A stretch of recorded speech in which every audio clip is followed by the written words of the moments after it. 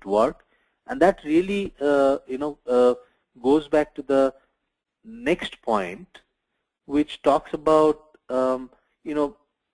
even there is a lot of excitement, and probably maybe 70 to 80% of the CEOs, CIOs are putting this big data and BI as probably one of their top 2 business priorities. What can really derail the trend which we are seeing today? Now, is it is it really that the world will move in its own way, and everybody will reach reach the potential which we talked about, or is it that there are some places where there are pitfalls which the companies need to really figure out how to solve and then go ahead? And I see there are 3 different areas where today's challenges are.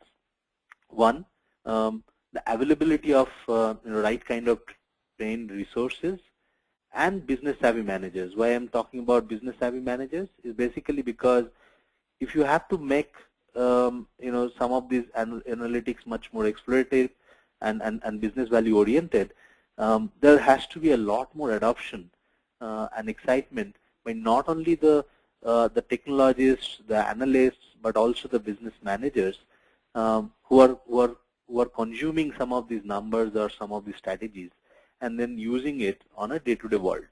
And that really creates a huge requirement of set of people who not only understands analytics but at least appreciates analytics, appreciates numbers, appreciates the impact which big data can bring to the table. On the other side, the question is really on technology, and I'll go into each one of them a little more.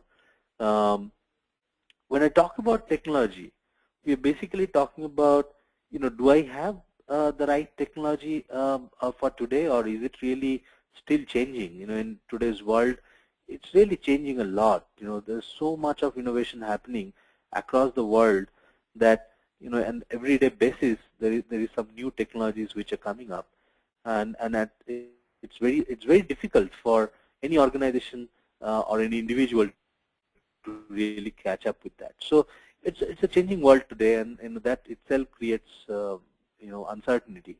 And more importantly, as I said, a lot of effort, a lot of innovations, a lot of open source technologies has been made open source for probably data management, indexing, data, the querying part of it.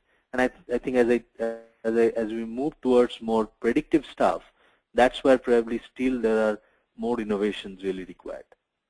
And the third part is more soft in nature, which is basically around the organization and the culture in the organization. Now, this is where it's very critical. What we have seen in any organization for big data, it's going to be impacting several number of organizations. It's not several number of departments in an organization if you really want to make a business impact from big data.